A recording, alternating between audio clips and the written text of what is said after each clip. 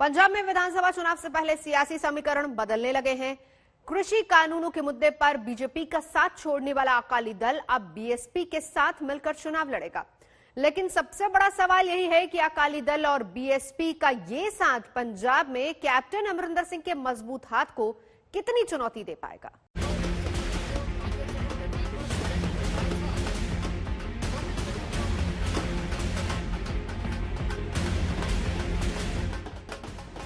चुनाव से ठीक पहले ये पंजाब में बदल रही सियासत की तस्वीर है, जहां नए समीकरण को साध कर सत्ता में वापसी की तैयारी शुरू हो गई है।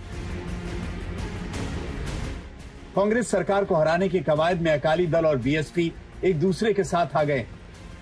पंजाब में अकाली दल और बीएसपी के बीच सीट शेयरिंग का जो फॉर्मूला तय हुआ है, उसके मुताबिक अकाली दल 97 जबकि बीएसपी 20 सीटों पर चुनाव लड़ेगी।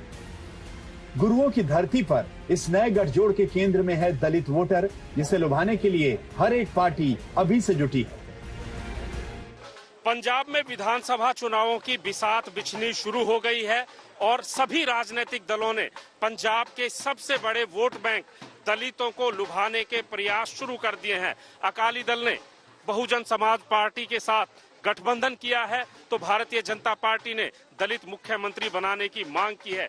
उसके अलावा तमाम राजनीतिक दलों में कहीं ना कहीं दलितों को लुभाने के लिए, दलित वोट बैंक को कैश करने के लिए जिस तरीके से होड़ मची हुई है, लग ऐसा रहा है कि अब की बार पंजाब विधानसभा का चुनाव धर्म की बजाय कहीं ना कहीं जाति के आधार पर लड़ा जाएगा। दरअसल पंजाब में दलित 32%, लेकिन इतनी बड़ी आबादी के बावजूद आज तक सूबे में कोई दलित सीएम नहीं बना। हालांकि प्रदेश में दलित वोटों की ताकत से हर पार्टी वाकिफ है। यही वजह है कि सुखबीर बादल ने कांग्रेस पर हमला बोलते हुए संत रविदास के मंदिर का जिक्र किया। ਜਦੋਂ ਦੀ कैप्टन सरकार आई है, राम तीरथ तरफ भी ध्यान खत्म हो गया तो उत्थे बुरा हाल हो गया ते करालगढ़ साहब गुरु रविदास जी महाराज का जो पवित्र स्थान सी, उस स्थान नू डेवलपमेंट उत्थे रोक दिती, एक किट नहीं लगी। प्रदेश में सत्ताधारी कांग्रेस इन दिनों अंदरूनी कलह से जूझ रही है।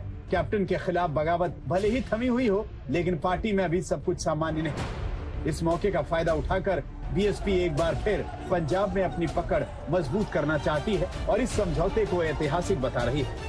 ये गठबंधन पंजाब प्रदेश में वर्तमान में चल रहे करप्शन और घोटालों से लिप्त कांग्रेस की सरकार, जो खास तौर पर किसान विरोधी एवं दलित विरोधी है, को हटाकर अपनी गठबंधन की सरकार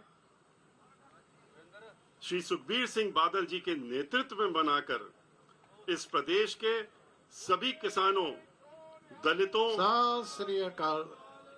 सर्व समाज के गरीबों, मजलूमों, मजदूरों आदि की समस्याओं को पंजाब के समस्त पंजाबियों को उनका हक और सम्मान दिलाने का काम करेगी। अकाली दल से समझौते के ऐलान के ठीक बाद बीएसपी अध्यक्ष मायावती ने ट्वीट कर कार्यकर्ताओं से अभी से चुनाव की तैयारियों में जुटने की अपील की। पंजाब की समस्त जनता से पुरजोर अपील है कि वो अकाली दल और बीएसपी के बीच आज हुए इस ऐतिहासिक गठबंधन को अपना पूर्ण समर्थन देते हुए यहां सन 2022 के प्रारंभ में होने वाले विधानसभा आम चुनाव में इस गठबंधन की सरकार बनवाने में पूरे जी जान से अभी से ही जुट जाएं। पंजाब में अकाली दल और बीएसपी पहले भी साथ आ चुके हैं। 1996 में दोनों पार्टियों ने एक साथ लोकसभा चुनाव लड़ा, तब अकाली दल को 10 में से 8 सीटों पर जीत मिली थी, वहीं बीएसपी 3 सीटें जीतने में कामयाब हुई थी। पंजाब के दोआब इलाके में बीएसपी की मजबूत पकड़ मानी जाती है। होशियारपुर, कपूरथला, जालंधर और नवा शहर इसी इलाके में आते हैं। बीएसपी की इसी ताकत का फायदा अकाली कैप्टन को सत्ता से बाहर करने में उठाना चाहते हैं। हालांकि कैप्टन के मुकाबले इस गठजोड़ में कांग्रेस को कोई दम नजर नहीं आता। भैया ये लालच और स्वार्थ के नाते ये गठबंधन है और ये गठबंधन कोई दलितों की भलाई के लिए थोड़ी है, ये तो कुर्सी के लिए गठबंधन है कि किस तरह से खोई हुई जमीन बचाई जाए। और मैं कह रहा हूँ नलायक बंदे हैं, नखेद बंदे हैं, रिजेक्ट बंदे हैं, जिनका कोई भी यहाँ पे मोल नहीं है। चुनाव से पहले पंजाब में सियासी बिसात बिछनी शुरू हो गई है, जिसकी पहली तस्वीर अकाली बीएसपी के साथ के रूप में सामने आई। सत्येंद्र चौहान, आज तक। पंजाब में अकाली दल और बीएसपी के गठबंधन को लेकर आगे की रणनीति क्या है, इसी पर अकाली दल के अध्यक्ष सुखबीर सिंह बादल से हमने बात की। पंजाब में विधानसभा चुनावों का बिगुल बज गया है और इस कड़ी में अकाली दल ने अन्य राजनीतिक दलों से 2 कदम आगे चलते हुए शुरुआत की है। फिलहाल बात करने के लिए अकाली दल के अध्यक्ष सुखबीर बादल हमारे साथ मौजूद है। बादल साहब, ये जो गठबंधन हुआ है, आप इसे समय की जरूरत मानते हैं या फिर कोई मजबूरी थी? कोई मजबूरी नहीं थी, एक सोच थी। क्योंकि श्रोमणी अकाली दल की 2-3 बातें तो बड़ी क्लियर हैं। कांग्रेस के साथ हमारा नहीं गठबंधन हो सकता, क्योंकि उस पार्टी ने हमारे गुरुधामों पे हमला किया है। आम आदमी पार्टी के साथ नहीं हो सकता है, क्योंकि वो उन्होंने जो जैसे पंजाब के माहौल खराब किया है, उनका बहुत बड़ा रोल है। बीजेपी को हमने छोड़ दिया है। सो हम चाहते हैं कि बाकी जो पार्टी है, जो सारी हैं, हम इकट्ठे होके, क्योंकि जो बाकी उनकी भी सोच हमारे जैसी है। सो एक ही प्लेटफॉर्म हमने एक बना दिया है और मुझे बड़ी खुशी है कि आज श्रोमणी अकाली दल का और बीएसपी का गठबंधन हो गया है और हम कोशिश करेंगे दूसरे भी पार्टी को साथ लेने की। बादल साहब, आपने एक बड़ी बात कही है और इस बात के कई मायने निकलेंगे। नॉन कांग्रेसी, नॉन बीजेपी, क्या थर्ड फ्रंट की गुंजाइश या संभावनाएं दोबारा से नजर आ रही हैं? क्योंकि आपने जो है मायावती जी के साथ गठबंधन किया है, तो जो क्षेत्रीय पार्टियां हैं, क्या अब राष्ट्रीय राजनीति में वो हावी होती जा रही हैं? जैसे माहौल आज देश का बन गया है, जैसे प्रधानमंत्री मोदी जी ने स्टेट्स को दबाया है, कैसे उनके स्टेट्स में इंटरफेयर किया है, अब सारी स्टेट्स, पार्टीज और रीजन्स को लग गया है कि अगर हमने अपने रीजन्स को बचाना है तो हमें इकट्ठा होना पड़ेगा। और ये एक मूवमेंट शुरू हो गई है और पंजाब उस मूवमेंट में बहुत बड़ा हिस्सा बनेगा। लेकिन बादल साहब, यहाँ पर एक सवाल ये भी खड़ा होता है, आपका गठबंधन बहुजन समाज पार्टी के साथ हुआ है। मायावती जी अगर यूपी में कांग्रेस के साथ जाती हैं किसी उसमें, मायावती जी की जैसे मैंने बात हुई है, उनकी भी यही क्लैरिटी है। तो क्या आने वाले समय में एक नए दौर की शुरुआत हो सकती है कि क्षेत्रीय पार्टियां एक राष्ट्रीय लेवल पर कोई गठबंधन करें या फ्रंट? जरूर बन सकता है, क्योंकि जैसा माहौल बना है, अब सब स्टेट्स की को मालूम चल गया कि हमें अगर स्टेट्स को बचाना है तो हमें, और स्टेट्स की आवाज उठानी है, और स्टेट्स की, हर स्टेट की अपनी मजबूरी होती है, अपनी डिमांड्स होती है, अपनी इश्यूज। नेशनल पार्टीज नहीं समझ सकती हर स्टेट की इश्यूज। जो नेशनल पार्टीज फैसला करती हैं, कई स्टेटों को वो फैसला सही नहीं लगता, इसीलिए अब जरूरत है कि एक स्टेट्स का फेडरेशन बनकर वो एक गवर्नमेंट बनाए, सो जिसमें इक्वल रिप्रेजेंटेशन सारी स्टेट्स को मिल जाए। पंजाब में अभी तक ऐसा लग रहा था कि कांग्रेस कहीं ना कहीं आगे निकलती हुई नजर आ रही थी, लेकिन आज जो हालात कांग्रेस में बन रहे हैं, तो वो समझ में नहीं आ रहा कि वो आपके साथ लड़ेंगे या पहले आपस में लड़ेंगे। वो अब बताऊं क्या है, लोग, पंजाब के लोग उनको पंजाब से बाहर निकालेंगे। जैसे 4.5 साल में पंजाब की तबाही की है कैप्टन अमरिंदर सिंह और उनके जो लोग हैं, जैसे पंजाब के अंदर खत्म ही कर दिया, इंफ्रास्ट्रक्चर कोलैप्स कर दिया, करप्शन कर दी और लूटने का काम किया है, लोग बहुत ज्यादा नाराज हैं। ये एंटी इनकम्बेंसी नहीं, एंटी इनकम्बेंसी की सुनामी आ रही है कैप्टन के खिलाफ, और आप देख लेना इनकी जमानत जब्त होगी। मुझे लगता है 10 सीटें नहीं मिलेंगी क्या कांग्रेस को। सुखबीर जी, एक बड़ी बात यह है कि पहले भारतीय जनता पार्टी ने अनाउंसमेंट किया कि हम दलित चेहरे को मुख्यमंत्री बनाएंगे, फिर आम आदमी पार्टी ने अनाउंस किया, अब आपने जो है गठबंधन ही कर लिया बहुजन समाज पार्टी से, जो कि दलित के नाम से जानी जाती है। तो ऐसे में क्या आपको लग रहा है कि कांग्रेस कहीं घिरती हुई नजर आ रही है? क्योंकि कांग्रेस के ऊपर जो दबाव है नवजोत सिंह सिद्धू को कहीं एडजस्ट करने का, अगर वो नवजोत सिंह सिद्धू को पार्टी प्रेसिडेंट बनाते हैं या डेप्टी चीफ मिनिस्टर बनाते हैं, तो दोनों तरीके से आपको लग रहा है कि कांग्रेस कहीं ना कहीं कटघरे में आ गई है? आप अगर पूरे पंजाब के कांग्रेस के एमएलए को पूछोगे कि नवजोत सिंह सिद्धू को क्या किया जाए, उसको सबको मन में होगा इसको बाहर फेंकना चाहिए। वो तो इसने, नवजोत सिंह सिद्धू ने राहुल गांधी और प्रियंका गांधी को खुश किया है, इसीलिए उनका प्रेशर है। पंजाब की कांग्रेस तो उसके खिलाफ है, क्योंकि ये एक ऐसा इंसान है, ये किसी का वफादार नहीं। जिस पार्टी में आएगा पहले उसको उस पार्टी के उसमें थाली में छेद करेगा, ऐसा बुरा आदमी है। लेकिन नवजोत सिंह सिद्धू ने बड़े आरोप लगाए हैं कि कांग्रेस पार्टी कहीं ना कहीं आपकी मदद कर रही है, जबकि आप कांग्रेस के खिलाफ बोल रहे हैं लगातार। जब वो मिनिस्टर था तब क्यों नहीं बोला? जब उसको कैबिनेट ने निकाल दिया, उसकी लड़ाई कैप्टन के साथ है, हमें तो ऐसे ही बीच में ही घसीट रहा है। जो लड़ना तो सीधे लड़े। एक अनाउंसमेंट आपने की थी कि अगर आपकी सरकार आती है तो दलित डिप्टी चीफ मिनिस्टर आप बनाएंगे। वो हम कहम है, मैंने शुरू से कहा, सब मेरे दिल में है, इमोशन बात है और हम बनाएंगे। आज और कल मौसम विभाग ने हाई अलर्ट मुंबई में जारी किया है। लगातार रुक रुक कर बारिश हो रही मुंबई में, जिस वजह से निचले इलाकों में पानी भर चुका है, तो ये आफत का आगाज हो चुका है। आज और कल 2 दिन भारी बारिश का अनुमान। महानगरी पर मौसम की इस मार का ये सिर्फ और सिर्फ एक ट्रेलर है। हालांकि ये ट्रेलर कल ही दिख गया था, जिस वक्त रुक रुक कर बारिश शुरू हुई थी। अंधेरी सबवे को बंद कर दिया गया था, बाकायदा पुलिस बल की तैनाती वहां पर की गई थी। इसके अलावा आपको ये बता दें कि बहुत सारे ऐसे इलाके हैं मुंबई के जहां पर पानी भर चुका है। जाहिर सी बात है कि आज रविवार का दिन है, लोग घरों से बाहर उतना नहीं निकलेंगे, लेकिन कल सोमवार का दिन, कामकाजी दिन, जब लोग घर से बाहर निकलेंगे तो यकीनन मुश्किलें उनकी बढ़ने वाली हैं।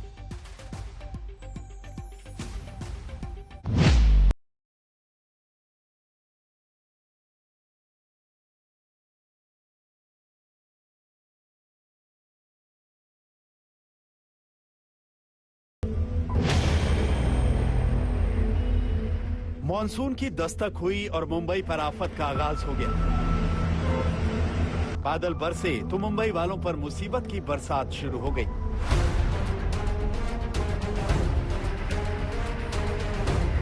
कहीं सड़कें पानी में डूब गई, कहीं गाड़ियां रेंगती नजर आई और सबवे में तो सैलाब सा बहता नजर आने लगा।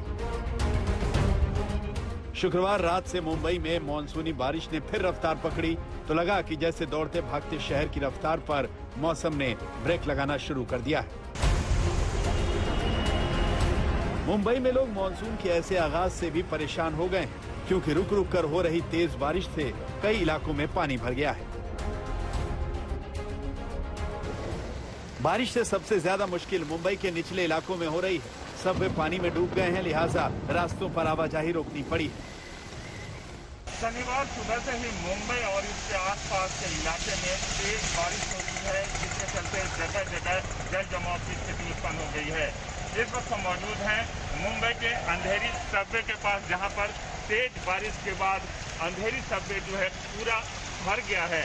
एहतियात के तौर पर मुंबई पुलिस ने सबवे को बंद कर दिया गया है, ताकि कोई भी गाड़ी जाकर अंदर में किसी तरफ फंस न जाए, लोगों को नुकसान न हो। तस्वीर में देख सकते हैं मुंबई पुलिस के जवान यहाँ पर बैरिकेड कर दिया गया है, ताकि किसी भी तरह जो कोई गाड़ी अंदर न आए और आगे जाकर किसी तरह वो फंस न जाए। अंधेरी के साथ साथ तमाम दूसरे इलाकों में भी लोगों को बारिश के चलते आई दिक्कतों से दो चार होना पड़ा है। मुंबई में अब तक बारिश में जो सबसे ज्यादा प्रभावित इलाके हैं वो है कुर्ला, सांता क्रूज और सायन। मुंबई में बदले मौसम का अंदाजा इन तस्वीरों से लगाया जा सकता है। बारिश से दिन में ही अंधेरा छा गया। वेस्टर्न एक्सप्रेस हाईवे पर गाड़ियों को दिन में हेडलाइट जलाकर चलना पड़ा। सायन की सड़कें कुछ इस तरह पानी से लबालब थी। वडाला का भी कुछ ऐसा ही हाल दिखा। दादर और माटुंगा में जल भराव से हालात बदतर दिखे। यहां से लोगों को आवाजाही करने में दिक्कत हुई। लेकिन बारिश से अभी आफत की शुरुआत है, क्योंकि आने वाले दिनों में मुंबई में भारी बारिश का अलर्ट जारी किया गया है, जिसका ट्रेलर अभी से नजर आ रहा है। जून के पहले चंद दिनों में ही मुंबई में रिकॉर्ड तोड़ बारिश हुई है। जून में मुंबई में आमतौर पर 493 मिलीमीटर बारिश होती है, लेकिन इस बार जून के पहले 9 दिन में ही 416 मिलीमीटर बरसात हो चुकी है। ये तो 9 दिन की बात हुई, लेकिन बीते 24 घंटे में बादल कुछ ज्यादा मेहरबान हुए। मुंबई ईस्टर्न सबर्न इलाके में इस 24 घंटे में 89 से 92 मिलीमीटर बारिश हो गई। मुंबई शहर में यह आंकड़ा करीब 80 मिलीमीटर रहा है। और ये अभी आगाज है, अभी पूरा मानसून बाकी है और उसमें भी अगले 2 दिन मुंबई पर भारी पड़ने वाले हैं। मुंबई में मानसून जिस दिन से शुरू हुई है, भारी बारिश का सिलसिला शुरू है। अनलॉकिंग के समय में लोगों को घर से बाहर निकलने में दिक्कतें हो रही है और इसी से आप अंदाजा लगा सकते हैं कि मानसून शुरू होते ही मुंबई करों की मुश्किल बढ़ने लगी है। बीएमसी ने जो दावे किए थे इंफ्रास्ट्रक्चर प्रोजेक्ट्स के, वो किसी न किसी कारण अभी तक कंप्लीट नहीं हो पाए हैं। इसीलिए मुंबई के जो प्रॉब्लमेटिक एरियाज थे, जैसे कि हिंदमाता, अंधेरी सबवे, वहां पर इस साल भी भारी बारिश के चलते पानी भरने की दिक्कतें सामने आ रही है। कैमरा पर्सन मंगेश आमरे के साथ मुस्तफा शेख, मुंबई आज तक। हर साल बारिश मुंबई वालों के लिए राहत कम और आफत ज्यादा लेकर आती है। अगले 2 दिन एक बार फिर से मुंबई पर भारी पड़ने वाले हैं। मुंबई में भारी बारिश का अलर्ट जारी किया जा चुका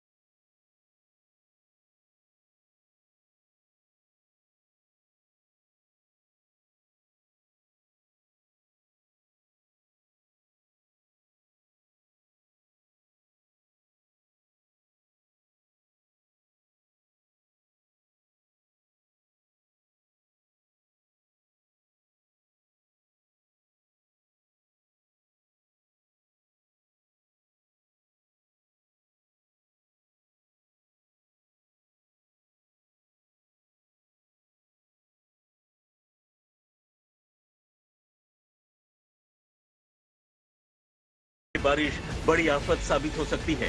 बीएमसी ने लोगों के बीच और तटीय इलाकों में न जाने की चेतावनी दी है। बीएमसी का जो बॉम्बे कोस्ट है या कर्नाटक कोस्ट है, जहाँ भी बहुत स्ट्रांग विंड है और इसके वजह से जो है इस साल गर्मी नहीं है और ज़्यादा बारिश है। और ये मैं बोलना चाहता हूँ कि मई महीना का जो बारिश है सारा भारत में रिकॉर्ड तोड़ बारिश हुआ है। 121 ईयर्स में सेकेंड हाईएस्ट है। मौसम विभाग की चेतावनी आने के बाद बीएमसी अलर्ट पर आ गया है। शहर में आफत से निपटने के लिए युद्ध स्तर पर तैयारियां शुरू हो गई हैं।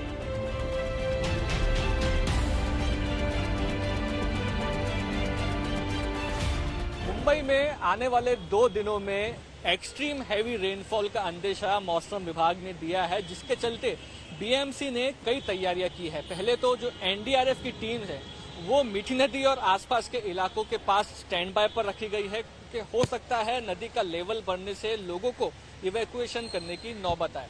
दूसरी ओर जो ड्रेजिंग मशीन है वो लगाई गई है 6 जगहों पर, ताकि पानी जल्द से जल्द ड्रेन हो जाए और ड्रेनेज सिस्टम जो है वो खोलकर पानी को निकालने का काम किया जाएगा। तीसरी तैयारी जो एडवाइजरी देने की है, जिसमें जो रेसिडेंट्स हैं मुंबई के उनको कहा गया है कि बीचेस के पास वो ना जाए, क्योंकि बीचेस के पास जाने से पानी के जो बहाव है उसका खतरा बढ़ जाता है। साथ ही साथ जो कंट्रोल रूम्स है, पुलिस कर्मी और जो फायर ब्रिगेड के ऑफिशियल्स हैं वो डिजास्टर मैनेजमेंट रूम में बीएमसी के तैनात रहेंगे, ताकि मल्टी एजेंसीज अगर कोई इमरजेंसी सिचुएशन निर्माण होती है तो उस पर कोऑर्डिनेट कर जल्द से जल्द कार्रवाई कर सकें। महाराष्ट्र के कुछ हिस्सों में भारी बारिश के अनुमान के मद्देनजर एनडीआरएफ के 15 दलों को विभिन्न हिस्सों में तैनात किया गया है। मुंबई की सिविक एजेंसियां कई स्तर पर काम कर रही हैं। सभी डिविजनल कंट्रोल रूम को हाई अलर्ट पर रखा गया है। इमरजेंसी के लिए ज्यादा लोगों की तैनाती के लिए कहा गया है। पानी निकासी के लिए 6 ड्रेनिंग सेंटर तैयार किए गए हैं। पानी निकासी पंपों के लिए डीजल जुटा लिया गया है। बीएमसी के फ्लड और रेस्क्यू दस्ते तैयार हैं। एनडीआरएफ को भी तैयार रखा गया है। कोस्ट गार्ड और नेवी को भी अलर्ट किया गया है। बिजली महकमे को भी अलर्ट किया गया है, ताकि कटौती की हालत में रिपेयर हो पाए। मीठी नदी में पानी पर नजर है। 24 डिवीजनों में स्कूलों को टेम्पररी शेल्टर में बदल दिया गया है। इस बार बारिश की दस्तक अपने साथ हादसे लेकर आई। 3 दिन पहले मुंबई के मलाड में 4 मंजिला इमारत गिर गई, जिसमें 11 लोगों की मौत हो गई। वहीं महिला के मैनहोल में गिरने की तस्वीरों ने बीएमसी पर सवाल खड़े कर दिए।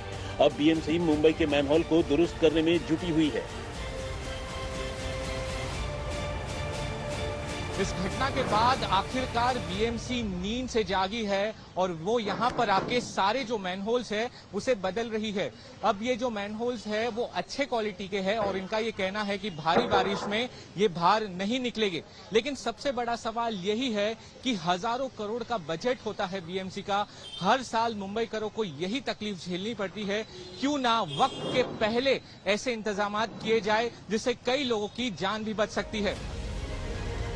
बहरहाल अगले 2 दिन आसमान से बरसी आफत मुंबई के लिए मुश्किल पैदा कर सकती है। और सबसे बड़ी बात ये कि अभी तो मॉनसून की शुरुआत है, जिसने पूरी तरह से बीएमसी के दावों की पोल खोल कर रख दी है। मुस्तफा शेख के साथ सौरभ वक्तानिया, मुंबई, आज तक। मुंबई में लगातार हो रही बारिश से खतरा बढ़ता जा रहा है।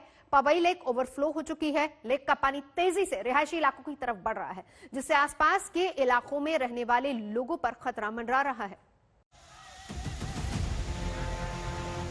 ये मुंबई पर मंडरा रहे मानसूनी खतरे की तस्वीर है।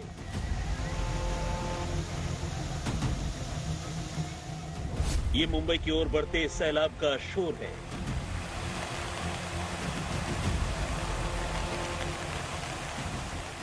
ये मुंबई पर उस आफत की आहट है जिसकी झलक महानगर के कई इलाकों में दिखनी शुरू हो गई है।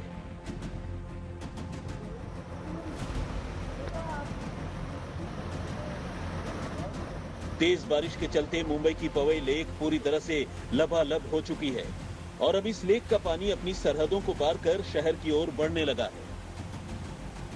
पानी के बहाव को देखकर ही इस बात का अंदाजा लग रहा है कि कैसे बारिश के चलते बड़ा खतरा मुंबई की ओर तेज रफ्तार से बढ़ता जा रहा है। मुंबई में मौसम विभाग ने रविवार और सोमवार को भारी बारिश का अलर्ट जारी किया है और इस अलर्ट के बीच ही मुंबई के आसपास के जलाशय ओवरफ्लो होने लगे हैं।